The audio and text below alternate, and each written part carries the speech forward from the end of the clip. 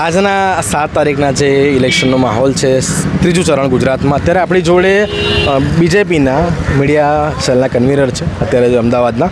નીલેભાઈ, કયા પ્રકારનો એક તો માહોલ છે આખા અમદાવાદમાં? તમે માણસના પ્રભારી છો, એક ત્યાંના માહોલ વિશે વાત કરીએ અને અમદાવાદમાં શું પરિસ્થિતિ છે?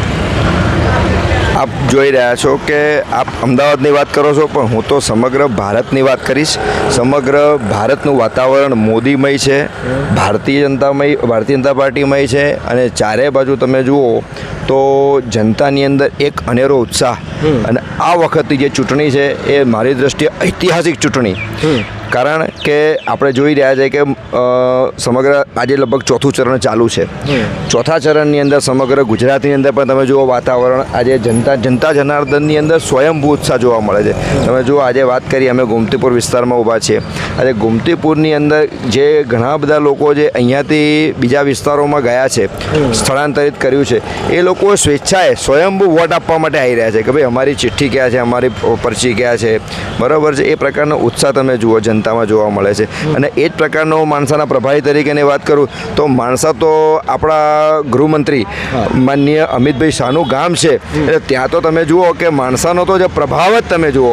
કારણ કે માનનીય અમિતભાઈનું નામ, પ્લસ જોવા જઈએ તો માણસા જે વિધાનસભા છે એમાં લોકસભા લાગે મહેસાણા.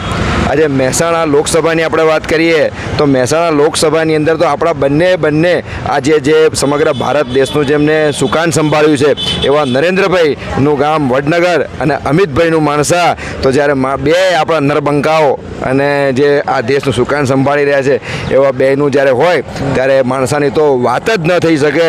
અભૂતપૂર્વ મતદાન ત્યાં પણ થઈ રહ્યું છે. અને અમદાવાદની અંદર પણ આજે જોઈ રહ્યા છે ચારે બાજુ વાતાવરણ ખૂબ, અને મતદારોની અંદર એક અનેરો ઉત્સાહ જોવા મળે. તમે આખા ભારતની વાત કરીએ, ભારતની વાતમાં પહેલા 2 ચરણની વાત કરવામાં આવે તો 2019 કરતાં આ વખતે મતદાનનું પર્સન્ટેજ ઘટ્યા છે. તમે મતદાનના પર્સન્ટેજની વાતને હું તમને કહીશ તો શરૂઆતના 3 ચરણની અંદર 100થી ઉપર ભારતીય જનતા પાર્ટીની સીટો નક્કી થઈ ચૂકી છે, અને આ ચોથું ચરણ ચાલુ છે. અને 400 પારની અમે ચિંતા કરીએ, 400 પાર અમારે જવાનું છે. અમે લક્ષ્યની ચિંતા કરીએ છીએ, અને વાતાવરણ કઈ દિશામાં એની મેં ચિંતા નથી કરતા.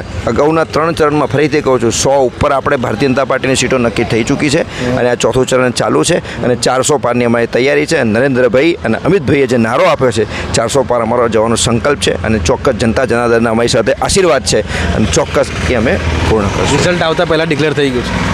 જનતા જનાર્દનના આશીર્વાદ છે. જનતા કહી રહી છે, આ જનતા કહી રહી છે કે 400 પાર, અબકી વાર 400 પાર. અચ્છા, આ જનતાનો નારો છે.